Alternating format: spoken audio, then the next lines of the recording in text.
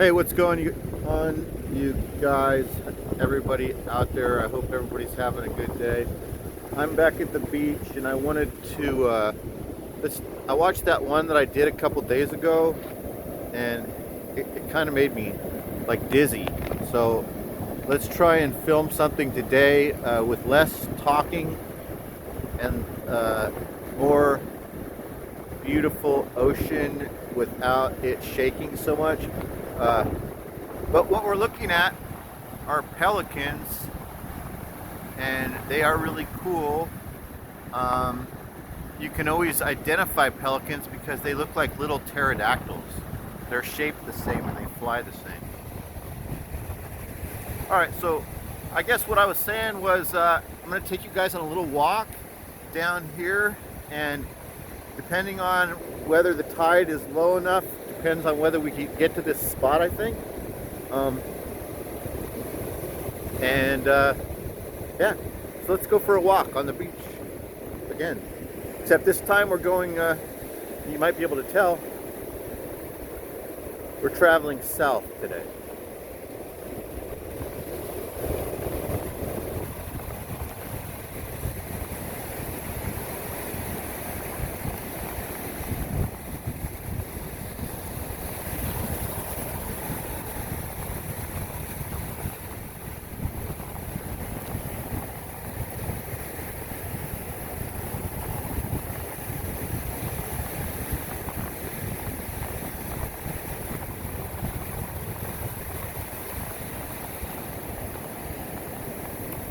It's kind of cold today. I could have brought a pair of wetsuit the booties. I've got my walking booties.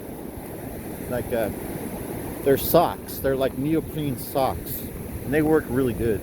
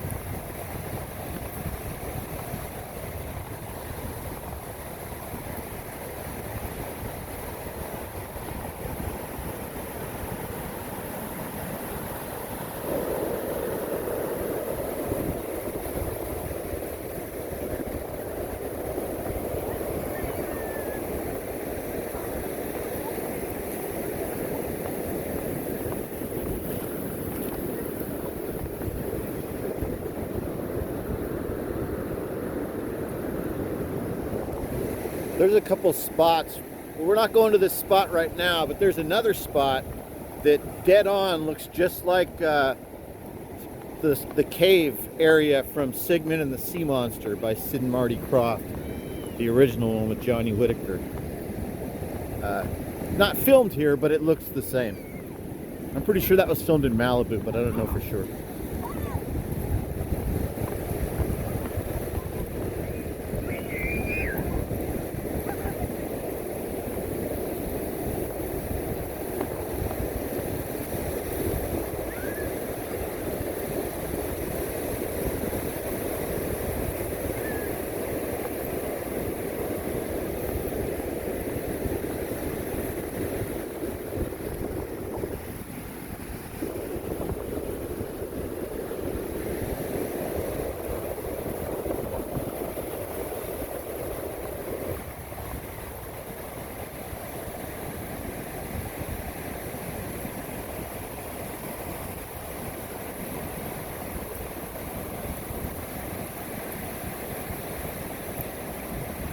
There's a sandbar right here.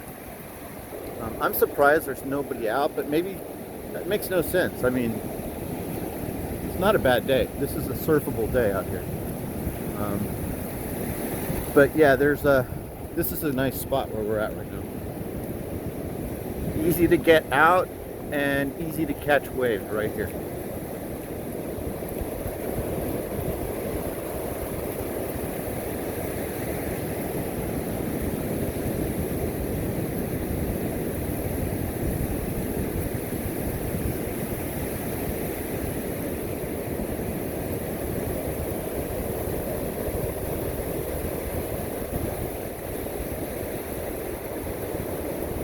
So maybe you're wondering what the seagulls are looking at and what they're doing. So old Robinson Crusoe trick, you know, is follow the birds because they're always looking for something to eat. So these seagulls are always on patrol for edible things that the waves might be washing into land. I'm not kidding, that's what they're looking for. Predominantly, their favorite thing to eat here is Dungeness crab, just like us. And they feast on them early in the morning when the crab are out the most here at this beach, like 4 or 5 in the morning.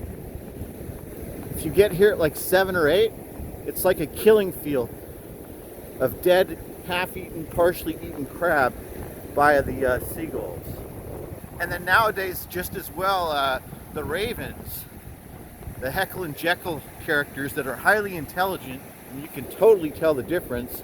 They hang out down here and they have actually alphaed the seagulls. They are more in charge. When they want to be in charge, the ravens can totally be in charge. I think they're a bit smarter than the seagulls, honestly. I've seen them play with sticks before. I wish maybe I did film it a long time ago. Anyway, I was here a couple of years ago and I might have filmed it and then it got deleted. But I was just chilling, hanging out on the beach with my chair and everything. And there was this raven right by me. Oh, waves are coming in. Tide's coming in. We might not, well, yeah, we'll be okay. Oh, look.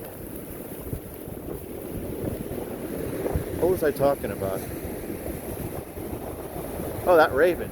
So I was hanging out one day and this raven was just kind of not bothering me, but he was hanging out in the same area as I was on the beach, and he had a stick and he was tossing it up in the air and throwing it like for himself and then playing with it and grabbing it, rolling over. Anyway, you guys might all know about this. They're smart. So tide is coming in. As long as we don't get trapped over here, which happens, we're good to go, because I don't like walking on these rocks. But it's not going to come in that quickly. But we might not be able to get to the spot. There is no one down here right now. So we might as well just take it all in.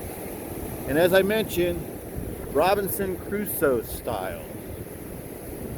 There's some spots along where we're walking right now. We're not there yet, and I don't know if we're going to get there because I see the tide coming in. Where I've seen throughout the years, I've seen people actually living down here. Like all they need is bottles of water. Otherwise, there's no reason for them to traipse back up into the city. There's like full-on like shacks made out of driftwood. One time I saw this guy, and it might still be here. He had turned some of these toppled cement rocks into like a fire pit and cooking platform. It was like shaped, you know, like a little house. 2 up on the side and 1 flat on top with a fire underneath it.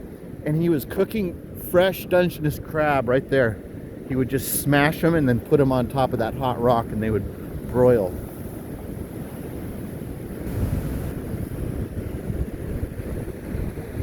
Interesting what the city has done here, don't you think? It's like these old curbs and slabs of cement.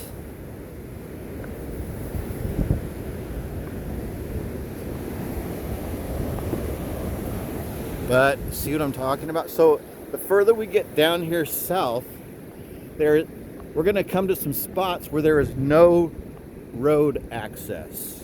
All right? And there is no police presence. No one is patrolling down here.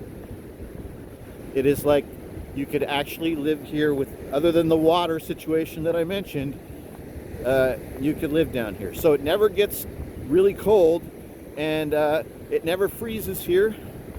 At night, because you're right here on the warm sand and you're protected by the sea cliff, it's probably 65 where we are right now, and it's a cold, little bit of an overcast. It's an overcast day and it's still 65. So at night, it usually doesn't even drop below 55. Always between like 60 and 70, probably 90% of the year. And it almost never rains. Like, I forgot the last time it rained. Maybe a week or 10 days of the year might be rain. I'm not kidding. So you can completely live outdoors. And that's the attraction. That's part of the attraction of living in places like what we're talking, the California coast, where people could like camp, professional campers. Yeah. Who wouldn't want to wake up to this every morning if you could pitch your tent down here in a secluded spot where there's no highway patrol or cops patrolling or anything? But it's, I imagine, quite dangerous and sketchy at night.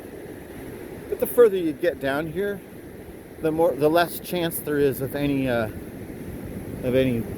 roving bands of the Warriors or the Fordham Baldies or whoever it is that comes out here late at night and early in the morning and tags everything with graffiti. I don't know. This is, I'm pretty sure this is the spot that I was just telling you guys about. I mean, things change down here. Anytime, every time. You never know what the ocean is going to wash in or what's going to happen down here. This is it. It's the cooking table. What is this? What are these pipes? Oh, that's fireworks. It was, wow, look at those, are like mortars or something from the past weekend. Look at this piece of brick. So this is the exact spot that I was just telling you guys about.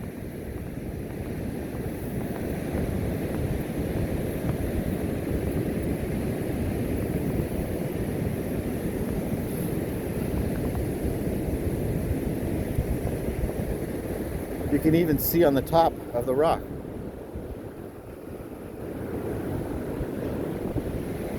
Here's some driftwood.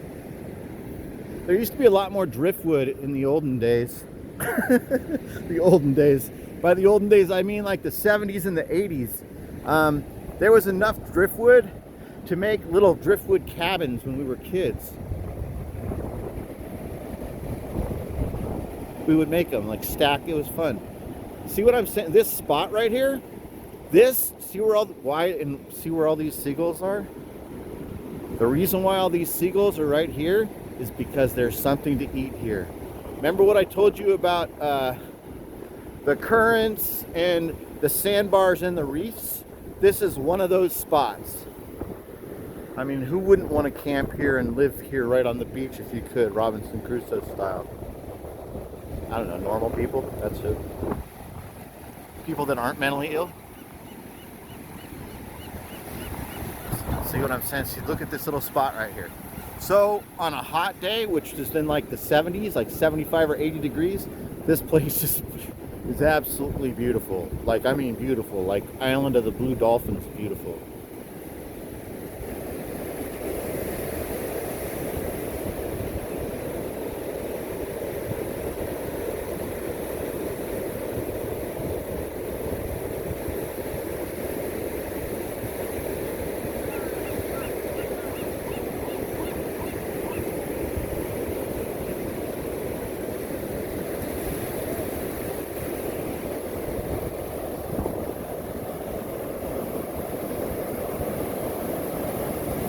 I imagine this spot in the morning, you could probably catch Dungeness crab by hand and stick them in bags.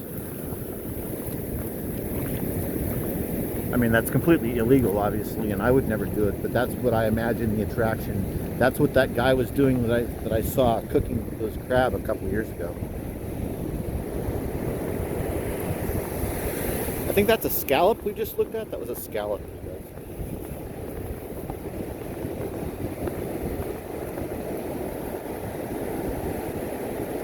15 minutes.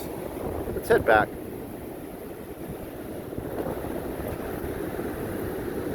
It's funny that we made it to. Honestly, it's been a couple of years since I've even been this far south on the beach, and I couldn't remember where that spot was, where that whatever you want to call that, a cooking table was. But it's funny that we walked right up on it. I swear I recalled there being a lot more rocks around it, and I think that stuff has been moved, like the rocks. There used to be like a lean-to, or there was like a structure. Maybe it's still kind of here, but it looks like it was toppled or something. Anyway, whoa. Another guy. So a lot of jellyfish this week getting washed up at high tide, and then sadly dying on the beach. So I'm gonna shut up as we do the rest of the walk, so you guys can enjoy this almost like ASMR style. I'll shut up, but this is a beautiful spot.